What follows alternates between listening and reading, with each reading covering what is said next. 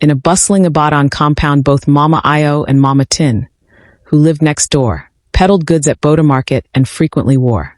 One evening, while eating mala and soup under the dim glow of a lantern, their children Toyin and I, who were best friends, ran through the complex every day after school wearing their African pattern costumes and wearing bright anchor gowns with matching gill head coverings. "Mama," he remarked, turning to face his mother while on the phone. I stared at him with surprise. "Mama, all of my pals have phones, but you're too young for one." I begged Mama. I gave it some thought and said, "I'll buy you a phone if you win your class this term." I studied harder than ever that day and was teased by Toyin as they sat on the compound steps one evening. "You really want that phone, don't you?" she said, laughing. "And I'll show Mama that I deserve it." Ayo confidently answered, flipping through his schoolbook. At the end of the term, Ayo went home and waved his report card, saying, "Mama, I came first," with a beaming smile. I gave him a firm hug and added, "You've made me proud, and I'll buy you a phone as promised." The following day, Ayo's mother came home from the market with a sleek, gleaming phone. Ayo's enthusiasm had no limits. One afternoon, while their mothers were to the market, he and Toyin spent hours playing games and watching amusing videos on the phone. Toy and I also came upon an odd program on the phone. "What's this?" I asked, tapping the icon. The screen was full of odd videos that neither of them could understand.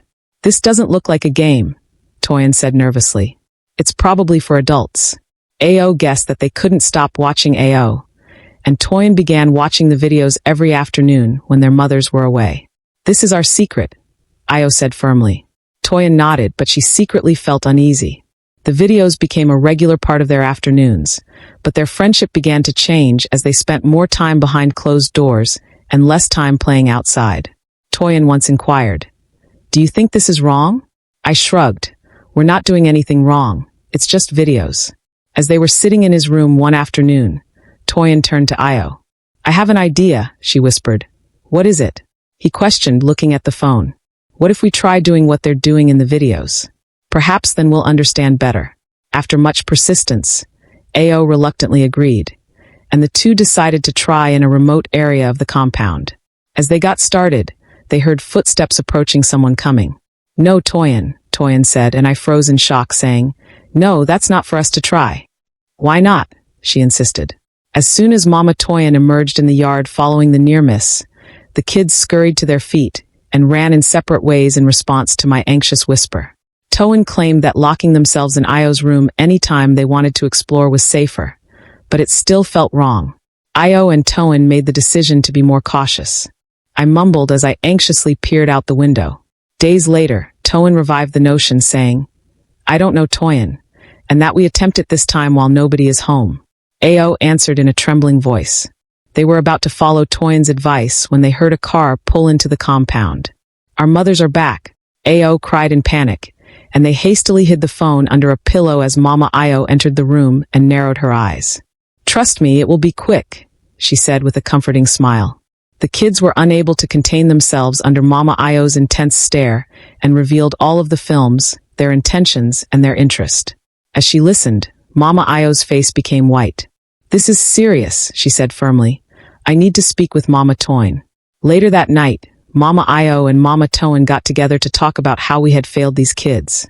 Mama Toyin's voice broke as she added, "We need to figure out how to help them. They require assistance," Mama Ayo responded. The two mothers made the decision to consult a community center counselor because these kids are at a vulnerable age. The counselor clarified that kids require direction and comprehension. During the sessions, the mothers consented to begin family counseling. Ayo and Toyin gained knowledge on the significance of establishing limits and making wise choices. The counselor advised kids that it's acceptable to be curious, but you should always speak with an adult if you have any doubts. The sessions also helped the families get closer. Mama Ayo and Mama Toyin started spending more time with their kids. They vowed to play a game with them every night and hold weekly family meetings. "We've come a long way," Mama Ayo added. Months later, the families were closer than before, the kids were focused on their studies, and they rediscovered the joy of playing outside. The kids felt loved and supported. One evening, Mama Toyin recalled seeing Ayo and Toyin giggle while playing rope in the backyard. Parental direction is essential. Children require direction. providing children with love and care to help them deal with the difficulties of growing up, and encouraging an honest and trustworthy relationship with them might help avoid negative. Curiosity about secrets requires supervision. Children are naturally interested, but they need to be taught responsible and safe exploration techniques. Although phones and technology are useful tools, parents should establish guidelines for their safe use and always keep an eye on their kids' whereabouts. Let's create an environment where kids feel comfortable talking to their parents about their ideas and experiences. Please remember to subscribe and hit the notification bell so you never miss a new story.